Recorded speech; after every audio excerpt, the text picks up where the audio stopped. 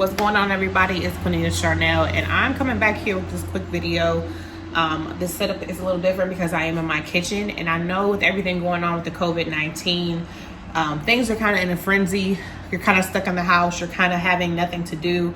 So I don't want you to panic, because I am going to try and drop videos weekly about different meals that you can make that are going to stretch.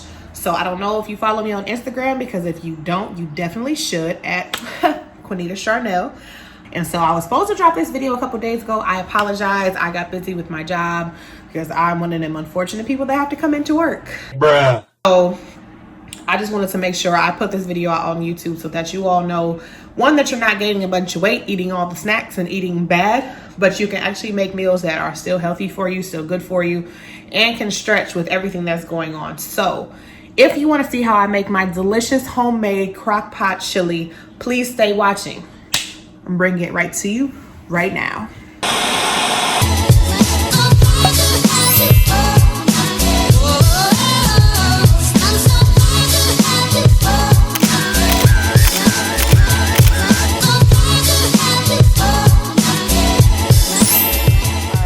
Thank you so much for tuning in. It's your girl, Miss Quinita Charnell, and if you can't tell already, we are making chili. I have started the process simply because I want to get dinner started super early today, and we are doing this in the crock pot. I apologize in advance for the noise. My dishwasher is going, and I didn't think about that until afterwards, but that is okay. So let me give you a snippet of what we've done so far. So I have already cut up my vegetables, and I love a hearty chili. So you have in here green peppers, yellow peppers, red peppers, orange peppers. We have mushrooms, and we have, oh, and a yellow onion. So I have a full onion, but I use half of a red one and half of a yellow one. And these are the types of peppers I use here, which is this kind of peppers, the little mini ones, as well as the green ones. So I chop those up and put them all in a bowl. Now, as you can see, my meat is halfway done. It is still pink, which is what I wanted. I did not want it to cook it all the way through yet, because we're going to move on to the next step here. Take your same pan that you browned your meat in, and I am using ground turkey. My family is trying to get away from like beef and pork. We still like a little bit, but we mostly eat like turkey and chicken. So in this pan that you already browned your meat in, the next step that you want to do, which is my secret weapon, honey, is that you want to brown some crumbled bacon into the pan when you cook your vegetables. Honey, it gives you a whole other level of flavor that you didn't even realize that you had. So I'm going to show you exactly how that looks. So your oil is good and hot and bubbling like mine is, and add a little bacon. Hear that sizzle? And that's really all you need, because you're not trying to like dive this in bacon. You just want the flavor, which is why I prefer to use the bits. And this is applewood, oops, starting to pop on me, applewood smoked bacon flavor, and it gives a whole different depth and dimension when you go to finish off your vegetables and your meat. Sorry, y'all know how these stoves are. Sometimes they're a little uneven. Alright, so once you get your bacon all good and bubbling, and it really starts to release that flavor, and that bacon really starts to get nice and crispy, the next thing that you're going to do is add your vegetables. And I love a hearty chili, so I got a lot of vegetables.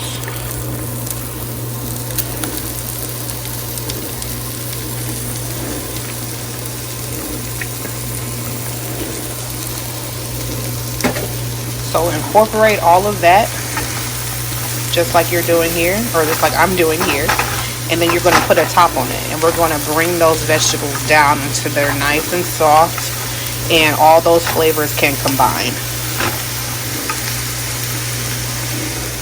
Turn your heat down a little bit lower and add your top, and just wait. So your vegetables still should be cooking down. It's going to take a little time for those to cook down some. Make sure you cover up your meat. That's really, really important.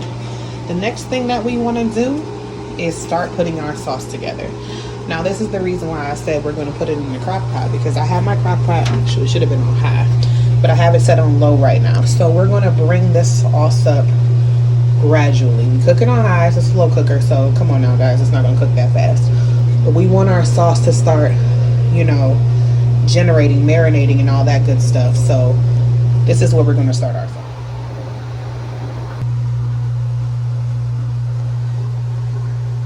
All right, guys, so I've added 1 big can of tomato sauce, 2 cans of the diced petite tomatoes, and 1 can of tomato paste. Now you're probably thinking this is going to look extremely thick, and that's okay, because this is what you want.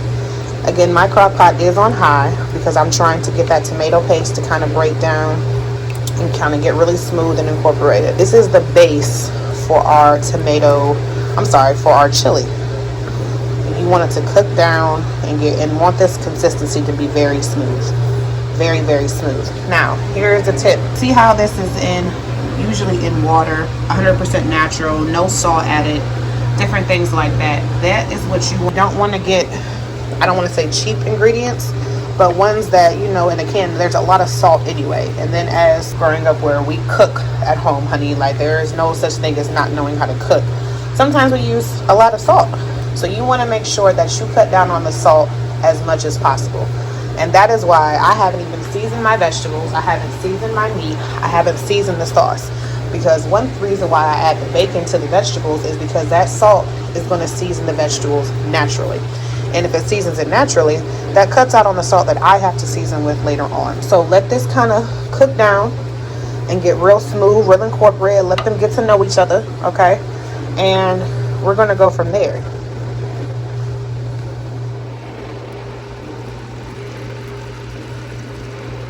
I wish y'all could smell these vegetables cooking. They taste so good, and the only thing that I have in here right now is all the vegetable combinations and a little bit of bacon bits. Continue to let that cook down, and I'll be back to show you guys the next part. Alright guys, now once your vegetables cook down, and they're going to give you this beautiful juice that's going to cook off of them, because naturally when you dehydrate vegetables in a pan with water, they're going to expel this water. I like to call this like my roux. You see that juice right there? I added a little bit of water and cooked everything in a little bit of oil, olive oil that is, and cooked it down. And you want to get your vegetables down to where they still have a slight crunch and aren't mushy. We don't like mushy vegetables. We still want to have some nice texture, beautiful colors when we're cooking here. So when your sauce cooks down and your vegetables cook down to your liking, about like this, hope you guys can see it, I'm going to add your meat back. Now remember what I said, your meat was about 75% done. So I'm going to take my meat, which is my ground turkey, and we're going to put it right on in there. Just like that. Just like that. Get all that meat, honey, because we didn't sit here and brown meat for no reason. And since I'm using turkey, we all know turkey can dry out. That's just a turkey thing when you work with ground turkey. You want to incorporate that turkey, and it's going to soak up that beautiful roux that we're cooking in, and it's going to soak up the vegetables. You want them all to get well incorporated with each other. Have like a little party in your pan. You feel me? A party in your pan. Now if there are chunks that are too big, that's okay. Break them up, just like I'm doing here. Make sure it's all well incorporated.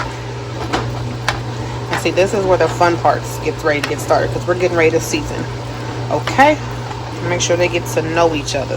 Now, as I said, since I am proud and African American, I do a season test twice on my soups and my stews and my chilies.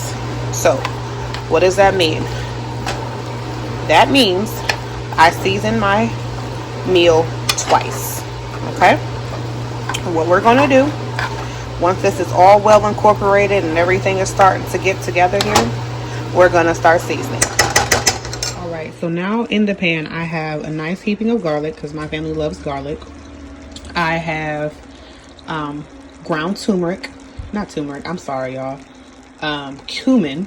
Cumin. I have paprika. And then I have maybe a little bit less than half of my chili packet. And I use McCormick's. And like I said, 30% less sodium. So that way I can cut down on the salt that I make. I'm going to give this a good stir and let this incorporate. And then what we do at the end, or when we transfer the sauce for our second seasoning round, we add the rest of this. So stay tuned. So this is what my meat looks like right now after I've incorporated all of my seasoning. Now you may be able to see that it has a smidge tint of yellow. That's because I added a little bit of turmeric to it. And I also added this, also by McCormick. Shout out to McCormick. Garlic and herb, black pepper, and sea salt. Love this. Goes on fish, chicken, vegetables, anything, marinades. Oh, love this stuff. I also realized that I just ran out of chili powder, so hence the reason why I grabbed the packet. It wasn't thinking yesterday, but now your sauce is pretty much done. So I have turned this off. I have the top off because I'm getting ready to incorporate this into my sauce. So here is my sauce. Now, like I said, guys, this was only 1 can of tomato sauce, 1 can of tomato paste, 2 cans of diced tomatoes. They're petite ones, and I use these type of beans because this is the only kind of beans that I could find, and this is what it gave me. Now, I have not seasoned this sauce at all, and I'm not going to season it until after the meat that I'm going to put in here is well incorporated. So hold on just a second, and I'm going to put the meat in here, and then I'm going to let this all cook down so these can get well incorporated. And the sauce has already fallen to the bottom, which is fine, but we're going to just go ahead and get this all mixed in here.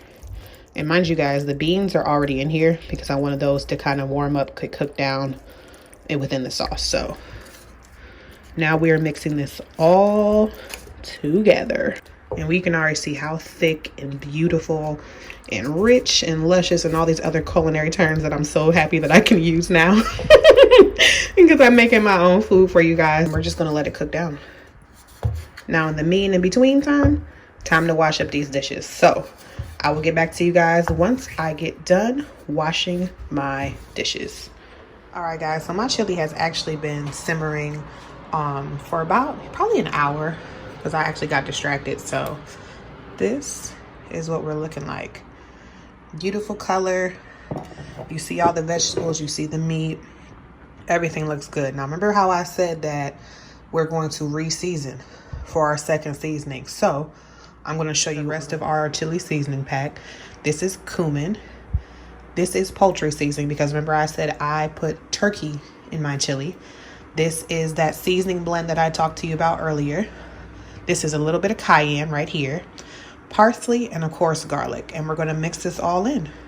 And if you haven't already, turn your crock pot down to low. All these can incorporate, and we're not cooking this too fast because I mean in all reality we are done. Give this a really good stir. And then I also after I talked to my mom, because I don't care how old you get, you're going to call your mom for recipes. She told me that instead of adding water to, you know, kind of if your chili's too thick, do chicken stock, or if you use beef, do beef stock or broth, whatever you have on hand. So just make sure that's well incorporated. And like I said, guys, this should last you a couple days. If you're like me, I have a big strong man at home and he likes to eat, so I make a lot so he can take some to work. He has some here to eat when he's at home. I like to eat as well, honey. I'm a thick, juicy girl myself, so obviously you see I'm cooking from scratch for the most part. Got a good stir. Make sure that gets very well incorporated. Turn this down to low, and then whenever everyone's ready to eat, honey, you can serve this up with some sour cream, some green onions, cheese on top, crackers, or if you want to make it a healthier substitute, do Greek yogurt. Greek yogurt is a very good substitute for sour cream. Obviously, you're going to do the plain one so it doesn't have a taste. Low-fat cheese if you prefer low-fat cheese. Or, you know, stack it how you like it. Put a little avocado on it. It's completely up to you. But this is basically my finished product. So as this goes down, or, you know, more is eaten, add more ingredients and go from there. That way you can really, really make this stretch. All right, guys. So here is my finished product. Of course, I have my crackers. I have some cheddar cheese, I have a little bit of bacon, green onion, and of course some Parmesan cheese that I sprinkled on top. And my chili is ready to be devoured. So I hope you guys enjoyed this video. And if you have any questions, as always, drop them down below. Thank you so much for watching. Thank you so much for supporting. And I hope you really enjoyed my chili on a budget recipe. See you later, guys. Bye.